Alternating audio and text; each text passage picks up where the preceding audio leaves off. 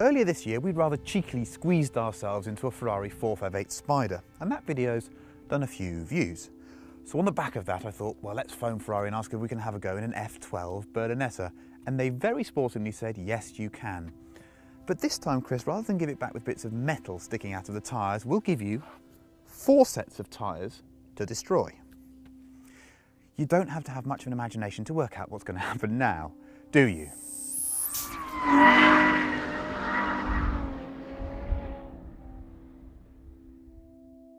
As a collection of numbers, the F12 is simply unprecedented. The 6.2 litre V12 has 740 horsepower at 8,250 RPM. That's 118 horsepower per litre. Maximum torque is 508 foot-pounds. But the most impressive thing about the F12 is that despite being way more powerful than the old 599, it's smaller and lighter than before. The figures are stunning: 70 kilograms lighter, 47 millimeters shorter, 63 millimeters lower and 20 millimeters narrower. The bodywork is, to my eyes, absolutely stunning, but it's also functional. There are ducts and scoops and places to peer through that contribute to low drag and some claimed downforce. Now look, I'm not too sure about claimed downforce because one man's wind tunnel is another man's, well, you know. So let's just say that the F12's epidermis appears to work the air quite radically. All we really care about are the electrically operated brake cooling ducts. Now, you probably read about this newfangled steering wheel that Ferrari put on the 458. The F12 has the same steering wheel, but I thought it would be good to let you have a look because maybe you haven't seen it before. It is a normal-ish steering wheel. It's quite big in size. It's heavily grooved in a couple of places, which means it's not as thick as it looks.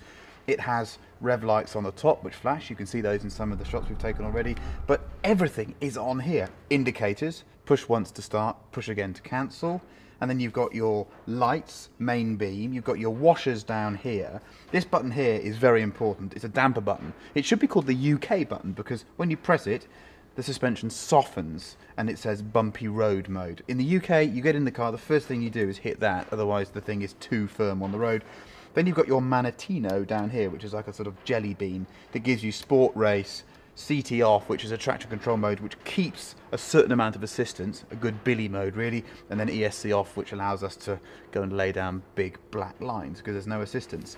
What you need to know about this is that if you drive the car for a day, you hate it because your brain just doesn't have time to acclimatise to it. I've been running this car for 4 or 5 days now, which I've quite enjoyed, and I've really got to grips with it, and I really enjoy it. It works superbly, particularly the indicators, which I didn't like on the 458. Maybe my brain has just matured with it.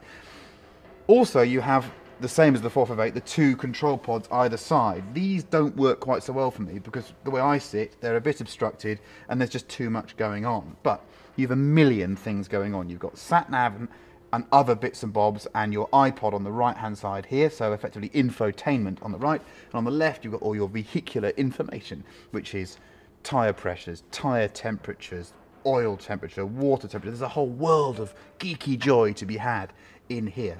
It's a really cool cabin. Of course you have got your auxiliary passenger data area so they can see just how fast they're going when they're crapping themselves in the passenger seat. Launch mode, reverse and other things down on the left here. Ergonomically, it's kind of all over the place, but once you get used to it, it works really well. And of course, it's just special. And it's all set off for me by this wonderful, great big rev counter in the middle. And actually these lovely titanium air vents, which I think are very pretty indeed. It's a great cabin. Claimed performances of the "that's not possible" variety: 0 to 62 in 3.1 seconds, 0 to 125 in 8.5 seconds, and 211 flat out. The thing should be sold with nappies for the passenger. The transmission is a 7-speed dual clutch, which might well bring a big improvement over the old Meco manual in the 599.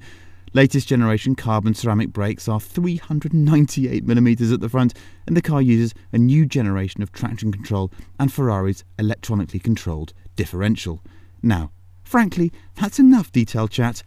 I want to shag some tyres.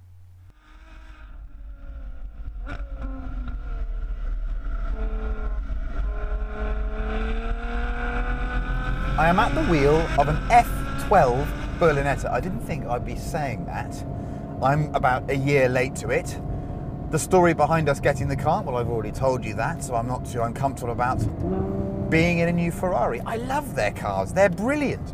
So, we're at Anglesey. We've got all these tyres to play with, but before we do that, I want to tell you a bit about the car and be sensible with it, okay? So, let's do a fast lap, and I'll talk you through the way the car performs, and then maybe we'll be a bit more silly afterwards, okay? This is the start-finish straight. I've got the traction control off, but the ESP on. So, 740 horsepower, here we go. First left-hander. Steering really fast, very accurate. Traction, astonishing. Brakes, astonishing. Braking hard into this hairpin. Third gear, the exit now. This is just mind-blowing. Remember, it's front engine, I'm wide open in third. Truly the fastest road car I've driven. It is extraordinary. I've got some understeer through that fast right-hander, but that's because the track's a bit green. Now, we really pile on. Fourth, fifth. This is insanely fast through here. I don't want to look at the numbers, but it's accurate. Brakes are fantastic. It wants to change direction. You feel like you have to overstop the car because it's got so much straight line speed. Don't be too greedy through this little S. Again, traction zone. Wide open, the diff's doing it all for me. The combination of the differential and the traction control through this long sweeper, the camber's falling away. Little bit of a centre oversteer on the exit, nothing too much. Braking performance. And that engine, I suppose you can hear that engine, can you? 6.3 litres, 740 horsepower. Quite simply, the fastest street car I've driven, I think, in a straight line. Just mind-bending, and yet so manageable here.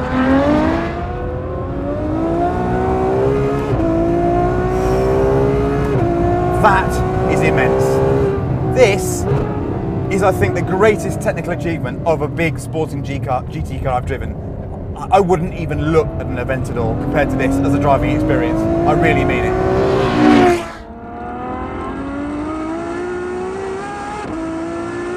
I'm just utterly blown away. And you can drive it like this, accurate, straight line. And then you can turn everything off. And then you get a whole different car.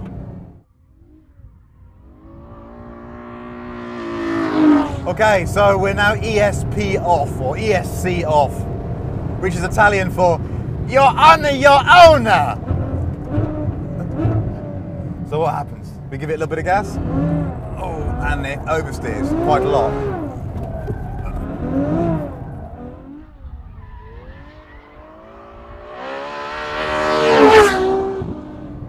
The power is utterly addictive, and the car really is a 740 horsepower M3. I know you'll think I'm being silly saying that, but it's ridiculous how easy to drive this car is. The steering is fast. You have to learn quite quickly how much steering angle you need to just measure that opposite lock, but once you do, it's not that difficult. The problem is, it's got so much power that even in some of the faster turns here where I'd normally be using third gear, in this car I can be in fourth gear on part throttle and it's still doing a massive drift. But the balance and the appetite to be a hooligan is just addictive, I think. Watch this. It's the left-hander, fourth gear. Watch this. Put it in. We're lit. We're lit. Speedo's reading 98 miles an hour. 98 miles an hour.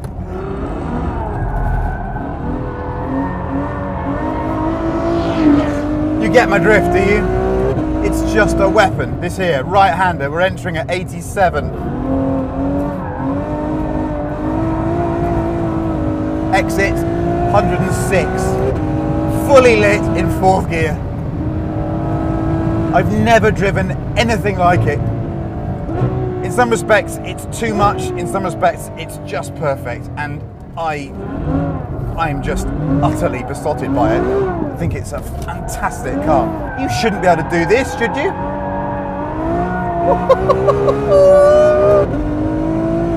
Oh, I'll do one more for you before I get told to stop by Neil. Look at this. Look at that. Look at that!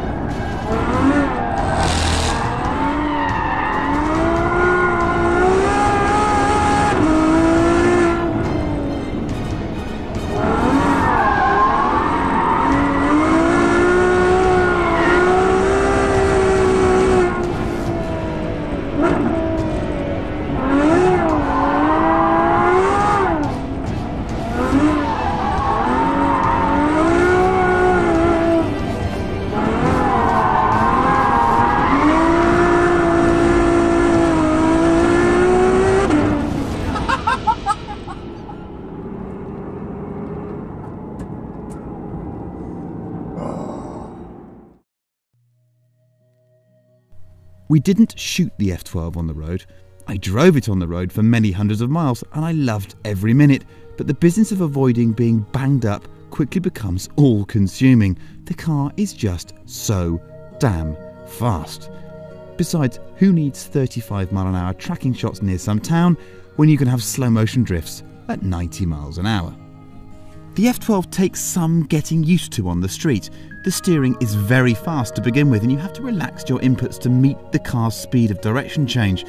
It's so usable though. The soft damper mode is ideal, the hi-fi is good.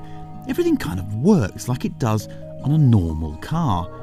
It sounds bonkers to be celebrating that on a £308,000 car, but it wasn't always the case on Ferraris in the past. The crazy thing about this car, even crazier than the way it drives and the ballistic engine and the terrifying speed and the way it eviscerated 5 sets of tyres in a day, and I can't believe I'm saying this, 1 pair of rears shooting that single lap with each corner taken sideways. Yes, the even crazier thing is the desperate need I have to own one. I just think it's so ridiculous and wonderful that a car maker can sell a 740 horsepower sports GT. There's nothing the world needs less, and there's nothing I want more, because it's the best car of its type I've ever driven. And now I need to go and lie down for a while. What do you reckon to that? Have you been in one of those before? It's just absurd, isn't it? Have you been in one of those before? Oh, come on. They just need to develop the roads where you can actually drive the bloody thing.